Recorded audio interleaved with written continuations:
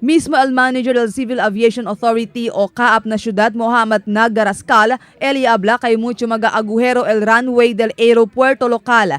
Pero asugun kun Rascal, temporariamente el CAAP ya mandatapa con este mag-aagujero a ver para mejora un poco con el runway. Ya asegura si Rascal kay libraw usa el mag-aeroplano con el runway maski tene este mag-aagujero. Actually, itong inapakan natin is 5.5 inches yan. Bali, napakakuan nito. It is only 6 pothole ang natapos nila. Asugun kun Rascal ay prinsipya el CAAP man overlay con el runway na enero otro año para hacer con este más conveniente para con el mag-aeroplano.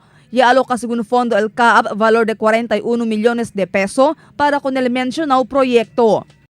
In January, it will continue the overlay of Zamboanga International Airport because of this holiday. So sabi ko na naman, nataon naman tayo. So naayos naman yung mga problema. Kinuha na natin sila. Anoche, inspeksyon na si Rascal con el runway y junto con él el congresista del Distrito 1 Celso Lobregat. Cita acordada del septiembre este año, ya pidi si Lobregat na Department of Transportation and Communication para ayuda mejora con el facilidad, considerando kay mucho este mga problema donde uno ya gane amo el runway.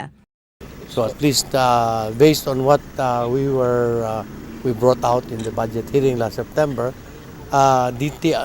Department of Trade, Department of Transportation is more or less complying with what they committed to do.